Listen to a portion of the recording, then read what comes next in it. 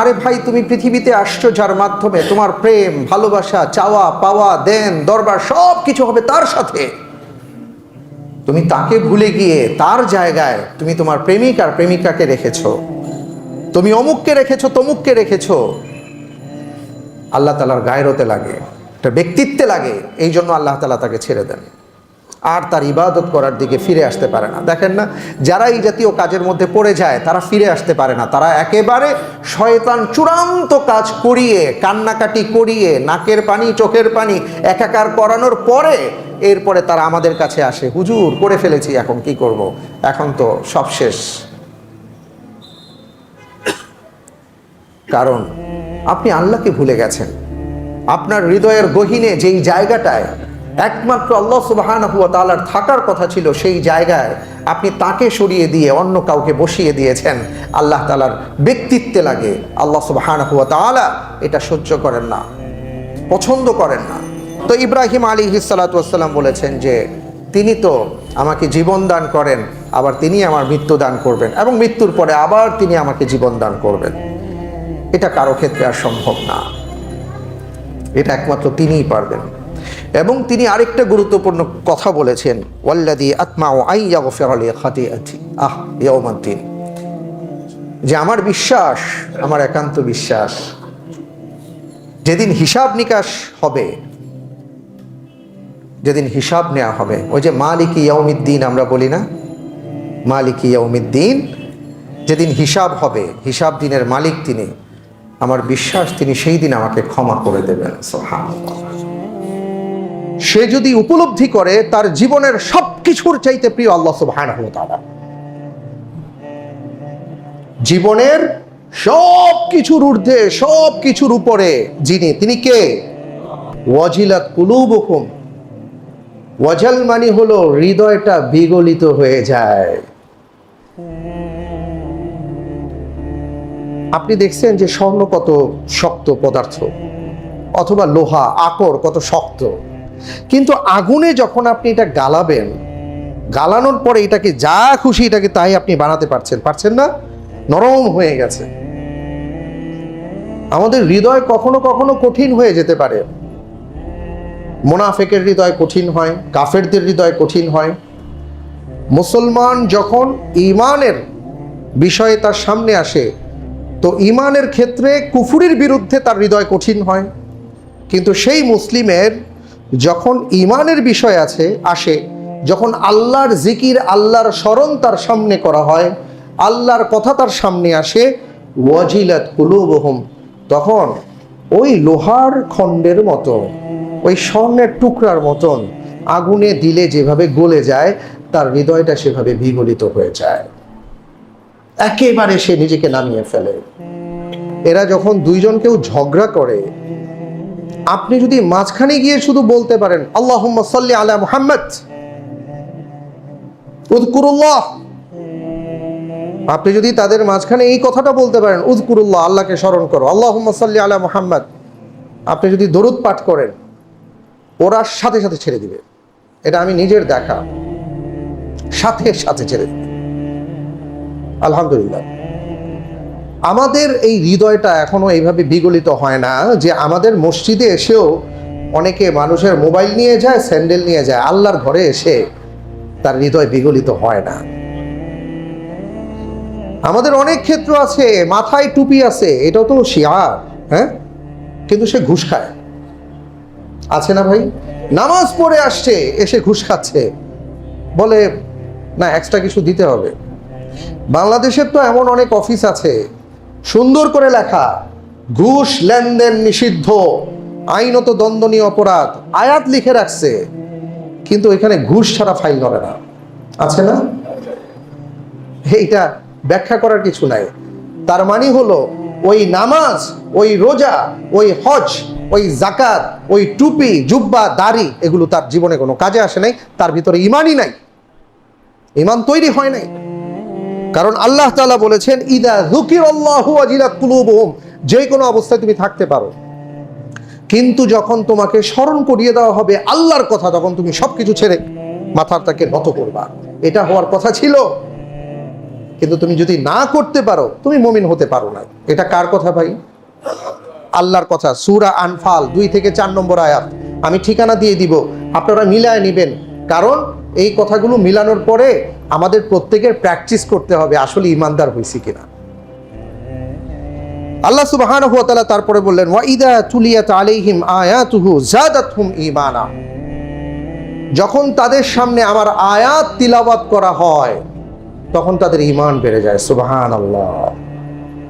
রাসূল সাল্লাল্লাহু আলাইহি ওয়াসাল্লামের সাহাবায়ে কেরাম আজমাইন আল্লাহর নবীর পাশে এসে বসে থাকতেন, এসে বলতেন, ইয়া রাসূলুল্লাহ, আল্লাহ তাআলা কি বলেছেন আমাদেরকে একটু শোনান, আমরা জানতে চাই, আমরা শুনতে চাই। আল্লাহর নবী তাদেরকে বলতেন, তারা ঈমানি চেতনা নিয়ে আবার ফেরত যেতেন, আবার কাজে নেমে যেতেন। বলতেন, ইয়া রাসূলুল্লাহ, গতকালকে ছিলাম না, কোন আয়াতটা নাজিল হয়েছে? আল্লাহ নবী বললেন যে একটা আয়াত নাজিল হয়েছে। একজন সাহাবা হাত উঁচু করে বললেন, ইয়া রাসূলুল্লাহ, গতকালকের আয়াতের উপর এখনো আমল করতে পারি নাই, এই আয়াতটা একটু পরে বললে ভালো হয়। কারণ ওনাদের মধ্যে যেটা ছিল, আল্লাহ আয়াত নাজিল করেছেন সেটা যদি বাস্তবে করতে না পারি তাহলে কেমন ইমানদার হলাম?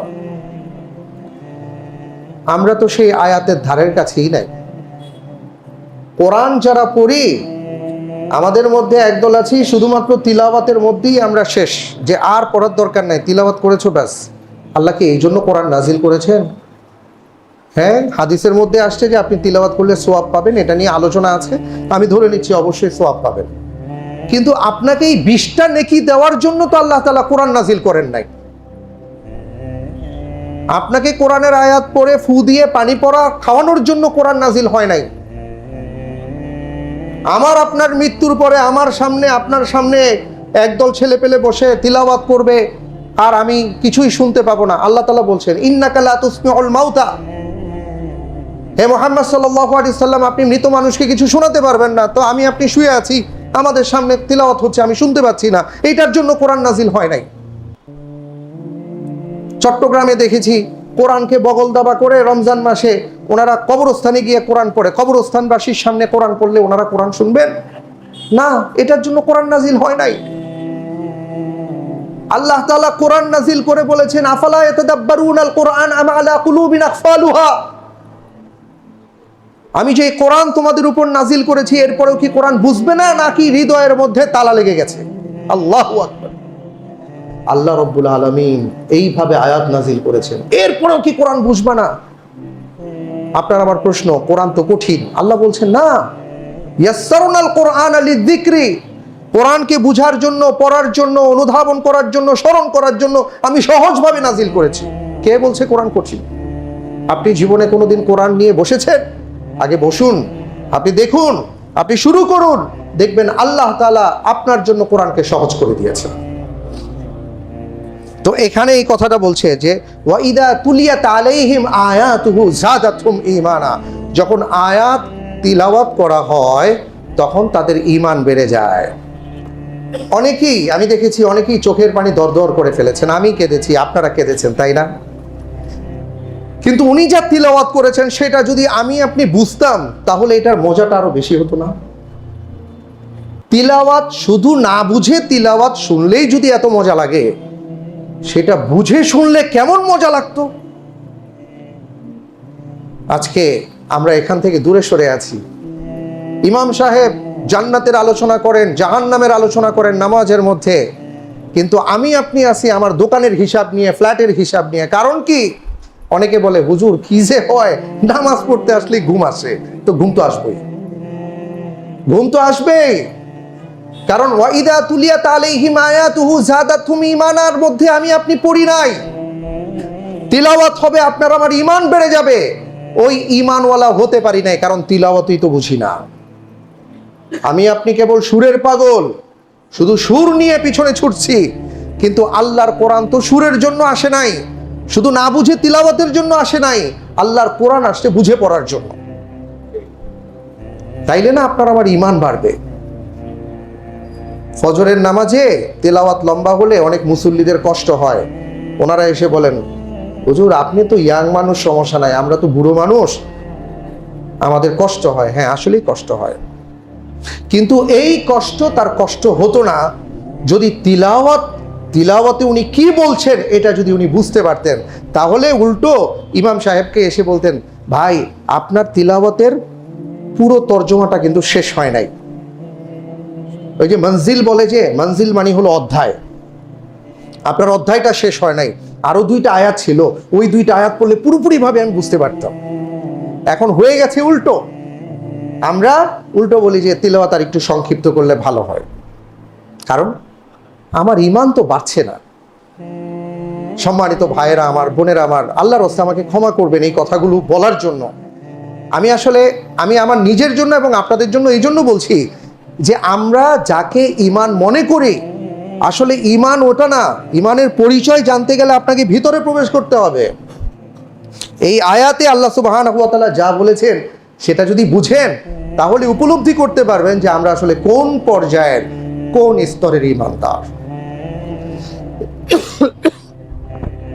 আপনাদেরকে শুনিয়েছিলাম না যে বনু মুস্তালিকের যুদ্ধের থেকে ফেরার পথে একজন সাহাবার ঘটনা, যিনি তিলাওয়াতে এতটা পাগল হয়ে গিয়েছিলেন যে উনি বললেন যে আমি যখন তিলাওয়াত করছিলাম আমার মনে হচ্ছিল যে আমি আর এই জায়গার মধ্যে নাই, আমার মনে হচ্ছে যে আমি তিলাওয়াতের সাথে সাথে আমার হৃদয়টা সব জায়গায় ঘুরছে, কখনো জান্নাতে, কখনো জাহান্নামে, কখনো আল্লাহর ভয়ে আমি কেঁপে উঠছি, কখনো আনন্দিত হচ্ছি। এবং তিনি বললেন, আল্লাহর কসম করে বলি ভাই, উনি ওনার পাশের সাহাবাকে বলছিলেন পাহারাদার হিসেবে, আল্লাহর কসম করে বলি, যদি আমার জীবনের উপর শঙ্কা না হতো, তোমাদের জীবনের উপর যদি শঙ্কা না হতো যে আমাকে মেরে ফেলার পরে তোমাদেরকেও মেরে ফেলা হবে, এই শঙ্কা যদি আমি না করতাম, আল্লাহর কসম করে বলছি আমি শহীদ হয়ে যেতাম, কিন্তু তিলাওয়াত ছাড়তাম না। এত মজা পেয়েছি। আলী রাদিয়াল্লাহু তাআলা আনহু বলেছেন, কাআন্না আলা রুউসিহিমুত তুয়ুর, আমরা যখন নামাজ পড়তাম আমাদের মাথার উপরে পাখি বসে থাকতো, কারণ পাখি বুঝতো না যে তারা কি কোনো কলামের উপরে, গাছের উপরে, খেজুর গাছের উপরে, না মানুষের মাথার উপরে বসেছে, কারণ আমরা তন্ময় হয়ে এইভাবে তিলাওয়াত শুনতাম। ওয়া ইযা তুলিয়াত আলাইহিম আয়াতুহু যাদাতহুম ঈমানা, তাদের ঈমান বেড়ে যেত। আল্লাহ নবী সাল্লাল্লাহু আলাইহি ওয়াসাল্লাম বদরের প্রান্তরে, বদরের যুদ্ধে যখন কোরআনে কারীমের আয়াত তিলাওয়াত করলেন, একজন সাহাবা কেবল মুসলমান হয়েছেন, উনি এক ওয়াক্ত সালাতও ভাই পড়তে পারেন নাই, ওনার হাতে খেজুর ছিল। উনি বললেন, ইয়া রাসূলুল্লাহ, এখন এই খেজুর খাওয়ার সময় আমার নাই, এই খেজুর খাওয়ার সময় আমার নাই। আল্লাহর নবী বললেন, ইন্নাল্লাহা আশতারা মিনাল মুমিনিনা আনফুসাহুম ওয়া আমওয়ালাহুম বিআন্না লাহুমুল জান্নাহ, আল্লাহ তাআলা তোমাদের জান এবং মালের বিনিময়ে জান্নাতকে বিক্রি করে দিয়েছেন। ওই সাহাবা বললেন, ইয়া রাসূলুল্লাহ, এই খেজুর খেতে তো সময় লাগবে, আমি তো জান্নাতে গিয়ে খেজুর খাবো। উনি সব ছেড়ে চলে গেলেন এবং শহীদ হয়ে গেলেন। ঈমান কিভাবে বাড়ে? তিলাওয়াতের মাধ্যমে। তো এই তিলাওয়াতের মাধ্যমে যদি ঈমান বাড়াতে হয় ভাই, কোরআনটা পড়তে হবে। রাজি আছে ইনশাআল্লাহ? আমাদের যাদের কোরআন তিলাওয়াতের উচ্চারণে অশুদ্ধতা আছে, এটাকে আমরা শুদ্ধ করে ফেলি, 1 নম্বর।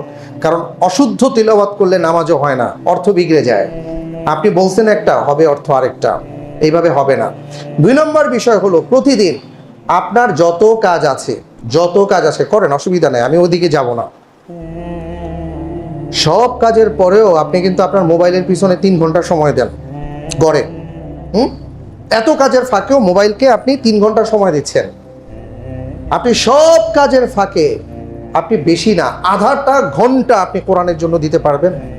আধা ঘন্টা, যে এই আধা ঘন্টা আমি আমার আল্লাহ, আমার মালিক আমাকে কি বলেছেন এটা আমি একটু জানার চেষ্টা করি।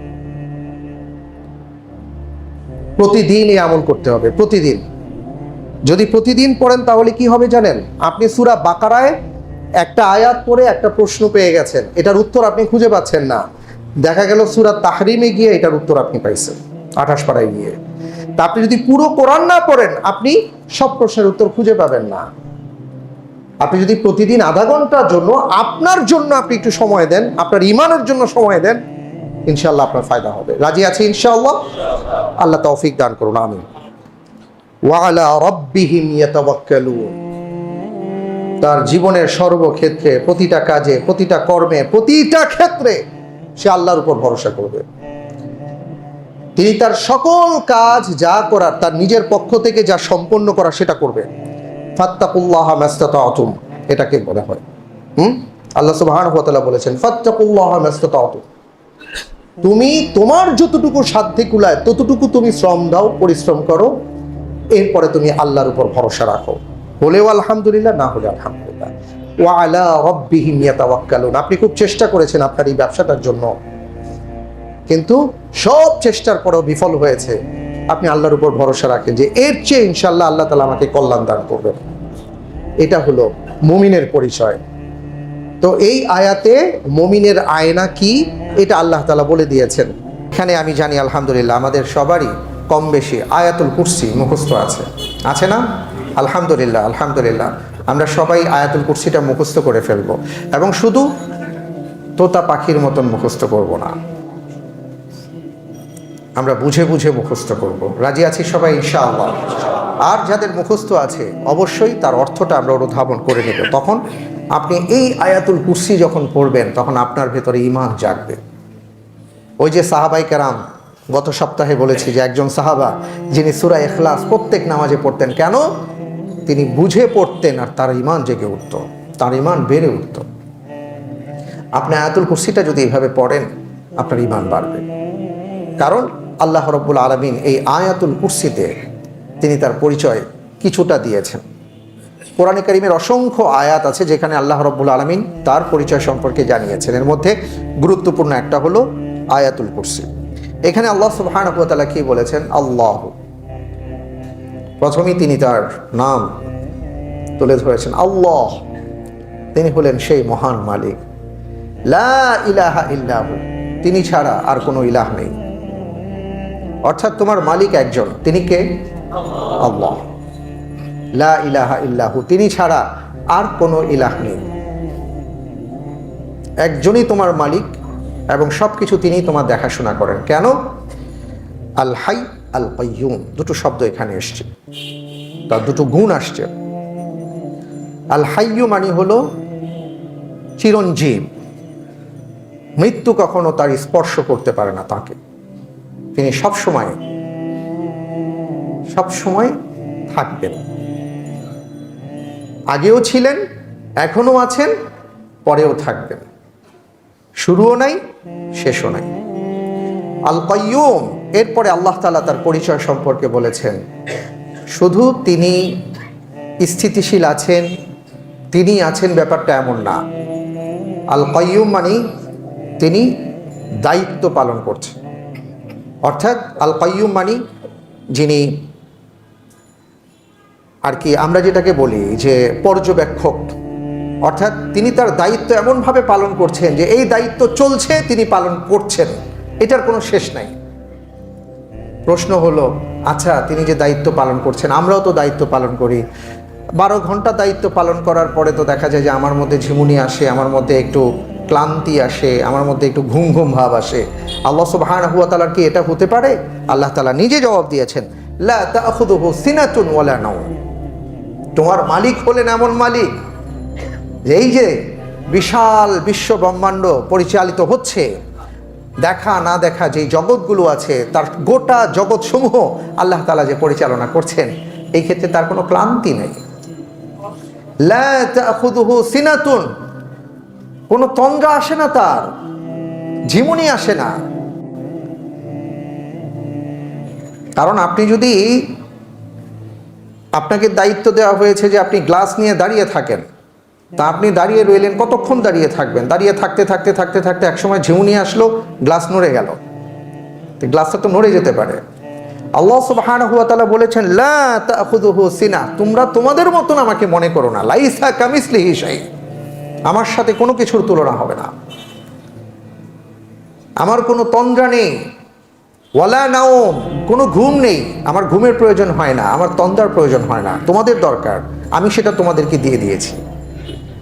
তোমাদের ক্লান্তি আসে, ঘুমের দরকার হয়, বিশ্রামের প্রয়োজন হয়, এই জন্য আমি রাত দিয়ে দিয়েছি, আমার ক্ষেত্রে এটা প্রযোজ্য নয়।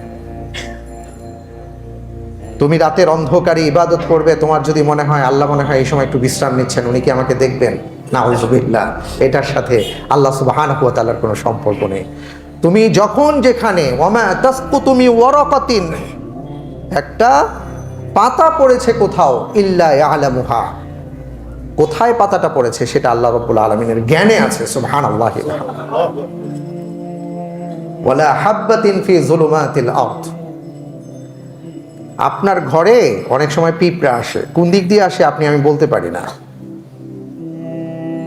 তা আপনার ঘরে, আপনার বেডরুমে পোকামাকড় আসে, পিঁপড়া আসে, সেটা কিন্তু আমরা বলতে পারি না। আর আল্লাহ সুবহানাহু ওয়া তাআলা বলেছেন পৃথিবীর কোথাও না, শুধু পৃথিবী না, পুরো জাহান, এই জাহানের কোথাও একটা পাতা পড়লেও আল্লাহ রাব্বুল আলামিনের জ্ঞানে আছে।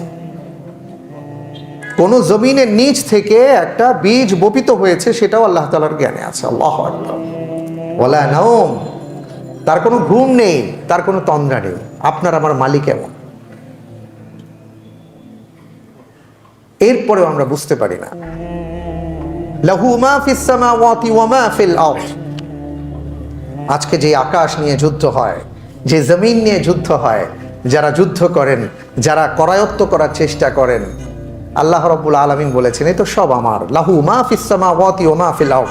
আকাশ এবং জমিনের মধ্যে, আকাশসমূহ জমিন সমূহের মধ্যে যা আছে এ সবকিছু একমাত্র আল্লাহ সুবহানাহু ওয়া তাআলা। আপনি কার বাড়িতে দারোয়ানগিরি করছেন, আপনি কার জমিনের মধ্যে বিচরণ করছেন, আপনি তাকেই ভুলে যাচ্ছেন। আমাদের অবস্থা তো আজকে এমন হয়েছে যে আমরা, কেউ আমাকে থাকতে দিয়েছেন আর আমি তার বাড়িতে থেকে নিজেই মালিক সেজে বনে আছি, যে আমি ভাবছি আমি মালিক, আমি তাকে ভুলে গিয়েছি, কিন্তু এটা বুঝতে পারছি না। তিনি যখন বলবেন যে এবার যাও, আমার আর থাকার কোনো ক্ষমতা থাকবে না। তা আজকে যার জমিনের উপরে আমরা বিচরণ করছি, আমরা সবাইকে মানি, সবার কথা শুনি, সবার কথা অনুপাতে আমরা কাজ করি, কিন্তু আমার যে মালিক আমাকে জমিন দিয়েছেন, থাকার ব্যবস্থা করে দিয়েছেন, ধানমন্ডি এরিয়ায় থাকার ব্যবস্থা করে দিয়েছেন, ফ্ল্যাটের মালিক বানিয়েছেন, গাড়ির মালিক বানিয়েছেন, কার টাকার মালিক বানিয়েছেন, আজকে সেই মালিককে আমরা ভুলে গেছি। লাহু মা ফিস সামাওয়াতি ওয়া মা ফিল আরদ। মান যাল্লাযী ইয়াশফাউ ইনদাহু ইল্লা বিইযনিহি। আল্লাহ রাব্বুল আলামিন বলেছেন, এটা কার কথা? আল্লাহ সুবহানাহু ওয়া তাআলার কথা। মান যাল্লাযী ইয়াশফাউ ইনদাহু ইল্লা বিইযনিহি। এমন কে আছে, আল্লাহ তাআলা প্রশ্ন করেছেন, ইয়াশফাউ ইনদাহু ইল্লা বিইযনিহি, যে আল্লাহ রাব্বুল আলামিনের অনুমতি ছাড়া কারো ব্যাপারে সুপারিশ করবে। আজকে পৃথিবীতে সুপারিশের জন্য নানা মতের, নানা মানুষের নানা বিশ্বাস। যারা মুশরিক, যারা মূর্তিকে বিশ্বাস করে, এরা মনে করেন যে আমরা আল্লাহকে বিশ্বাস করি, আল্লাহ তাআলা ক্ষমতা দিয়েছেন মূর্তিগুলোকে, প্রতিমাগুলোকে, আমরা তার কাছে চাইবো, তার কাছে বলবো, তিনি আমাদের পক্ষ থেকে আল্লাহর কাছে সুপারিশ করবেন। অথচ আল্লাহ তাআলা বলছেন মান যাল্লাযী ইয়াশফাউ ইনদাহু ইল্লা বিইযনিহি। আল্লাহর অনুমতি ছাড়া যে সুপারিশ করা হবে সেটাও আল্লাহর অনুমতি লাগবে। আপনি কোনো বাড়িতে বা কোনো অফিসে ঢুকছেন, গেটম্যান বা দারোয়ান সাহেব আপনাকে দেখে সালাম স্যার বলে আপনাকে দরজাটা খুলে দিয়েছেন, এর মানে এইটা না যে আপনি ভাবছেন যে ওনার ক্ষমতা বলে উনি আপনাকে ছেড়ে দিয়েছেন। উপর থেকে সিগন্যাল না পেলে আপনি ভেতরে প্রবেশ করতে পারবেন না। অনেক সময় বলে না আমাদেরকে, স্যার একটু বসেন, স্যার একটু বসেন বলে উপর থেকে অনুমতি নেওয়া হয়, তারপরে অনুমতি সাপেক্ষে স্যার আসেন। উপর থেকে যেইভাবে বলে দেওয়া, হ্যাঁ উনি খুব সম্মানিত মানুষ, তাড়াতাড়ি আসতে দাও, এই ওনাকে আটকাবা না, এই যে বলে দেওয়া যে খবরদার ওনাকে কখনো আটকিও না, এর মানে হলো ওই দারোয়ান সাহেবের নিজস্ব ক্ষমতায় উনি আপনাকে আটকান নাই বা আপনাকে ছেড়ে দেন নাই। এই ক্ষমতা ওনার না, এই ক্ষমতা হলো ওনার উপরে যিনি আছেন, উনি তাকে যেইভাবে নির্দেশনা দিয়েছেন ওই নির্দেশনা কেবল উনি পালন করছেন।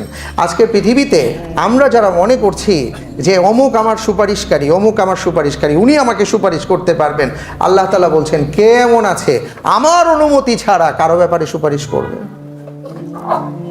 আমরা যারা মনে করি যে আমার পীর সাহেব আমার সুপারিশ করবেন, ভাই পীর সাহেব তো কিয়ামতের ময়দানে ইয়া নাফসি বলেই উনি কুল পাবেন না। যেখানে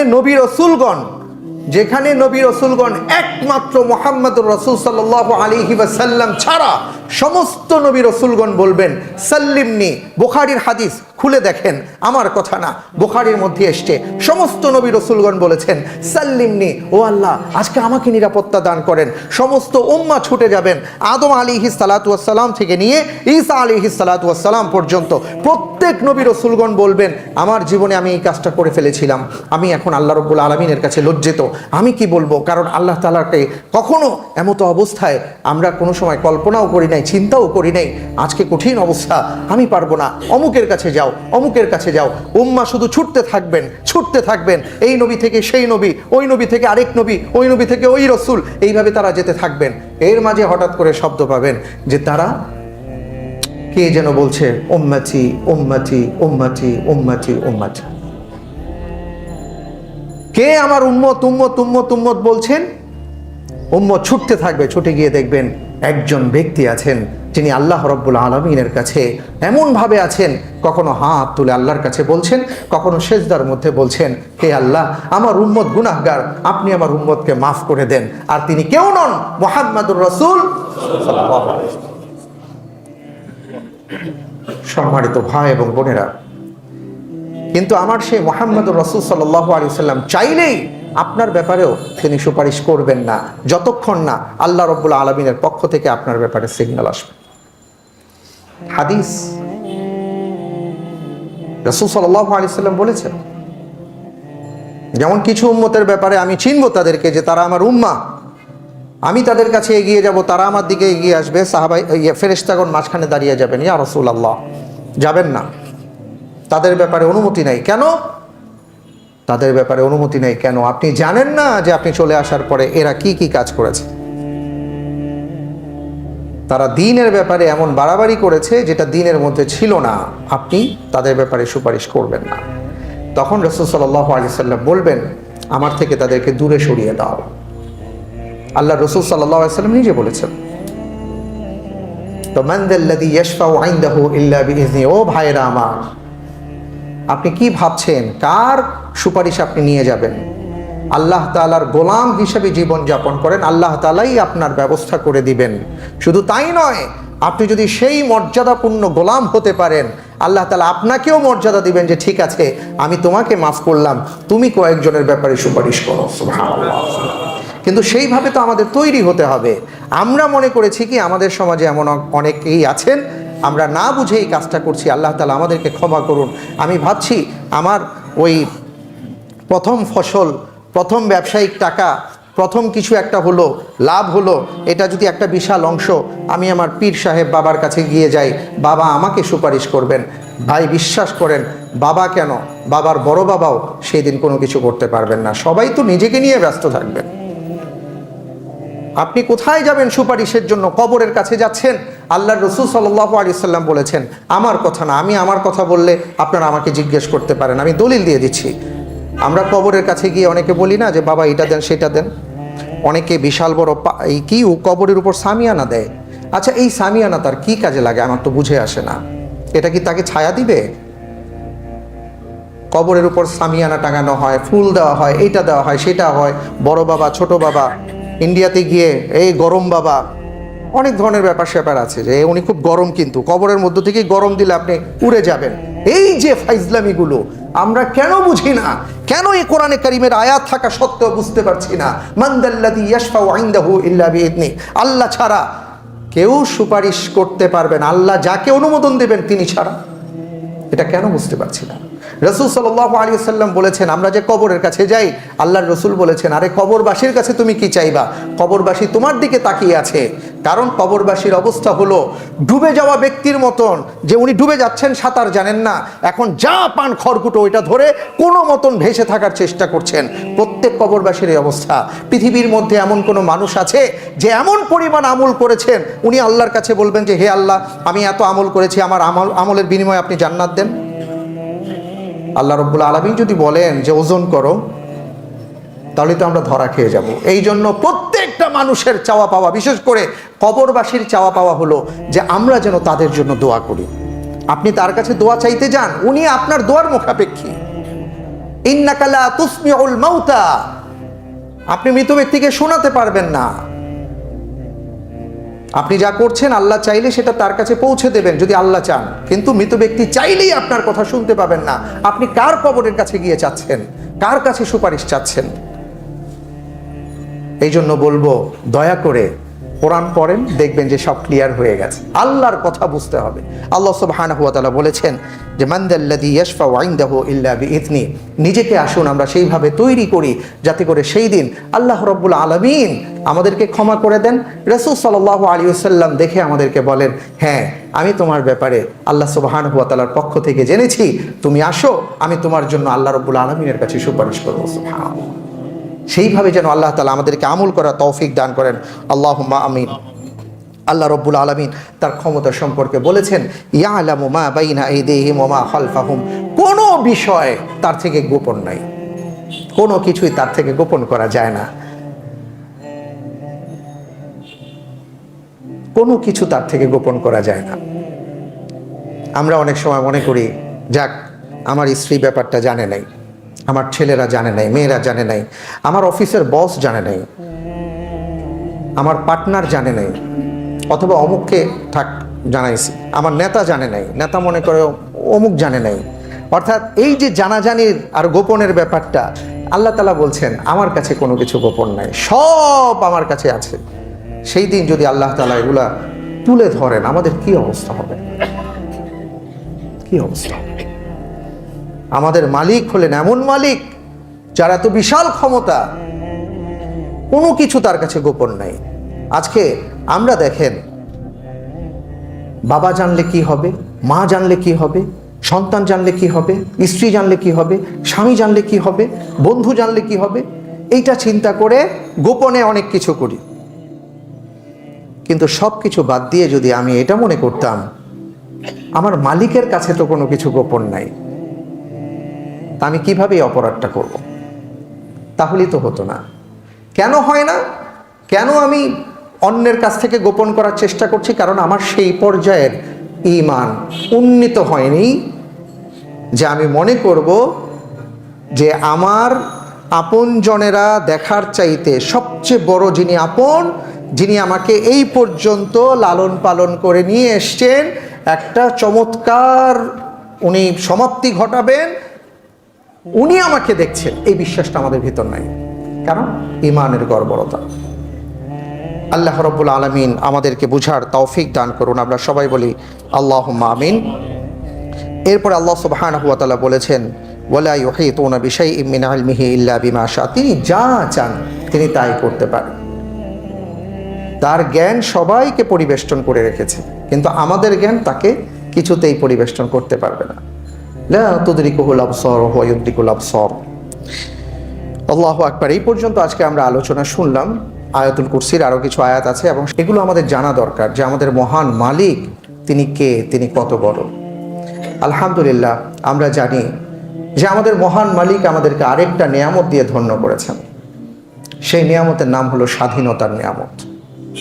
পৃথিবীতে এমন অসংখ্য রাষ্ট্র আছে, অসংখ্য অঞ্চল আছে যারা এই নিয়ামতটা ভোগ করতে পারেন নাই। তারা বুঝতে পারছেন যে তারা কি পাননি। কিন্তু এই নিয়ামত আল্লাহ তাআলা যাদেরকে দান করেছেন, যেমন আমাদেরকে দান করেছেন, আমাদের উচিত ছিল আল্লাহ রাব্বুল আলামিনের শুকরগুজার করা, কৃতজ্ঞতা আদায় করা। কিন্তু আমরা দেখব যে এই নিয়ামতের দিন, এই নিয়ামত আল্লাহ আমাদেরকে দান করেছেন, আমরা সব করব, কিন্তু আসল কাজটাই করব না। যে মহান মালিক আমাদেরকে এই নিয়ামত দান করলেন, স্বাধীনতা দান করলেন, বিজয় দান করলেন, আমরা তাকেই ভুলে গেছি। আল্লাহ রাব্বুল আলামিন বলেছেন, ওয়া নুরিদু আন নামুন্না আলাল লাযীনা ইসতুদঈফু ফিল আরদি ওয়া নাজআলাহুম আইম্মাতান ওয়া নাজআলাহুমুল ওয়ারিসিন। যে আমি চাইলাম যে তারা মজলুম, তাদের উপর অত্যাচারের স্ট্রিম রুলার চলছে, তাই আমি চাইলাম তাদেরকে জমিনের অংশীদার বানাবার জন্য, অর্থাৎ তাদেরকে মালিকানা দেবার জন্য। কোনো এলাকাকে যদি আল্লাহ তাআলা দান করে থাকেন, কোনো মুসলমানদের, ইমানদারদেরকে কোনো একটা দেশ যদি দান করে থাকেন, আল্লাহ রাব্বুল আলামিন 6টা মূলনীতি বলে দিয়েছেন। এই 6 মূলনীতির উপরে যদি তোমরা রাষ্ট্র পরিচালনা করো তাহলে এই বিজয় অক্ষুণ্ণ থাকবে, আল্লাহর পক্ষ থেকে রহমত নাজিল হতে থাকবে। সুবহানাল্লাহ। সেটা কি? আল্লাহ সুবহানাহু ওয়া তাআলা সূরা ইব্রাহিমের মধ্যে বলেছেন, আল্লাযীনা ইম্মাক্কান্নাহুম ফিল আরদ। আমি যাদেরকে জমিন দান করে থাকি, আকামুস সালাহ, 1 নাম্বার হলো তারা নামাজ কায়েম করবে। ওয়া আতাউজ যাকাত, যাকাত আদায় করবে। ওয়া আমারু বিল মারুফ, যত ধরনের ভালো কাজ আছে এই ভালো কাজের প্যাট্রোনাইজ করবে এবং উৎসাহ প্রদান করবে, ভালো কাজকে তারা সমাজের মধ্যে প্রতিষ্ঠিত করবে। ওয়ানাহাউ আনিল মুনকার, যত ধরনের অন্যায় আছে, যত ধরনের অন্যায় আছে সমস্ত অন্যায়ের মূলোৎপাটন করবে। এটা আইন দিয়ে হোক, ব্যবস্থা যেভাবে হোক। এই 4টা কাজ সূরা নাসরে 2টা কথা আল্লাহ তাআলা বলেছেন। ফাসাব্বিহ বিহামদি রাব্বিক ওয়াস্তাগফির। 5ম হলো আল্লাহ রাব্বুল আলামিন এসে প্রশংসা করবে, কারণ এই বিজয় কে দিয়েছেন? আল্লাহ তাআলা দিয়েছেন। আল্লাহ না চাইলে আমরা পাইতাম না, আল্লাহ না চাইলে আমাদের পক্ষে সম্ভব ছিল না। ফাসাব্বিহ বিহামদি রাব্বিক ওয়াস্তাগফির। 6 নম্বর হলো আল্লাহর কাছে ক্ষমা প্রার্থনা করা, কারণ স্বাভাবিকভাবে যখন এলাকা কোনো অঞ্চলে লড়াই হয়, ভুলভ্রান্তি হয়ে যেতে পারে, এই জন্য আল্লাহর কাছে ইস্তিগফার করা, ক্ষমা প্রার্থনা করা, এবং সেই সাথে ক্ষমাটাকে ব্যাপক করা, যেটা রাসূল সাল্লাল্লাহু আলাইহি সাল্লাম করেছেন। ওনার কাছে যখন মক্কার সেই নেতারা এসেছিল, যারা কিছুদিন আগেও রাসূল সাল্লাল্লাহু আলাইহি ওয়াসাল্লামকে নির্যাতন করেছে, তার পরিবারকে ঘর থেকে বের করে দিয়েছে, নানা ধরনের নির্যাতনের স্টিমরুলার সাহাবায়ে কেরাম আজমাইনদের উপর চালিয়েছে, তারা এসে যখন আল্লাহ রাসূল সাল্লাল্লাহু আলাইহি ওয়াসাল্লামের কাছে বলেছে যে আমাদের ব্যাপারে আপনার সিদ্ধান্ত কি, তিনি বললেন যে আমি সেই সিদ্ধান্তই নিব যেই সিদ্ধান্ত আমার ভাই হযরত ইউসুফ আলাইহিস সালাতু ওয়াসসালাম নিয়েছিলেন। লা তাসরিবা আলাইকুমুল ইয়াউম ইয়াগফিরুল্লাহু লাকুম। তোমাদের ব্যাপারে আমার কোনো অভিযোগ নাই, আল্লাহ যেন তোমাদেরকে ক্ষমা করে দেন, সাধারণ ক্ষমা করে দেওয়া, সুবহানাল্লাহ। এইগুলো হলো মূলনীতি। আর স্বাধীনতার ক্ষেত্রে যেটা আমাদের মাথায় রাখতে হবে যে স্বাধীনতা আমরা পেয়েছি, কিন্তু এটার একটা হুদুদ, একটা সীমারেখা থাকবে। সেই সীমারেখাটা যেন আমরা ভুলে না যাই। আমরা অনেক সময় নিজেকে স্বাধীন বা স্বাধীন ভাবতে গিয়ে এমন সব কাজ করি যেটা সীমারেখাকে আমরা ভায়োলেট করি, তখন স্বাভাবিকভাবেই আমরা বিপদে পড়ে যাব। অনেক সময় আমরা দেখি না যে ছাগলের পাল রাখাল যখন একটা গণ্ডির মধ্যে রাখে, ছাগলগুলো খুব চিল্লাচিল্লি করতে থাকে, কারণ তাদের ভালো লাগে না এই বাইন্ডিংসের মধ্যে থাকতে। রাখালের বক্তব্য হলো তোমরা যেই জায়গায় আসো যা খুশি তাই করো, কিন্তু এই সীমার বাইরে যেও না। কেন? এই সীমার বাইরে গেলে তোমরা জানো না নেকড়ে তোমাদের দিকে কিভাবে তাকিয়ে আছে, তার জিহ্বাটা লক লক করছে। কোনোভাবে একটা ছাগল যদি বাইরে চলে আসো, ও তোমাকে নিয়ে যাবে। ঠিক আমাদের আল্লাহ তাআলা এমন একটা সীমারেখা দিয়ে দিয়েছেন। সেই সীমারেখাটা কি? তুমি শুধু মনে করবে, তোমার বিশ্বাস হবে, আমলের বিশ্বাস হবে, আমার মালিক আমি একজনের গোলাম। তিনি কে? আল্লাহ। আল্লাহ বলছেন যদি তুমি আমাকে মালিক হিসাবে গণ্য করতে পারো, বাকি পৃথিবীতেই তুমি স্বাধীন হয়ে যাবে, সুবহানাল্লাহ। কিন্তু ওই গণ্ডিটা যদি আমরা ভায়োলেট করি, তাহলে আমরা বিপদে পড়ে যাব। আল্লাহ তাআলার কাছে আমরা দোয়া করি যেই স্বাধীনতা আল্লাহ তাআলা আমাদেরকে দান করেছেন, এই স্বাধীনতা যেন আমরা অক্ষুণ্ণ রাখতে পারি এবং আল্লাহ তাআলাকে সবসময় স্মরণে রাখতে পারি। আমরা সবাই বলি আল্লাহুম্মা আমিন।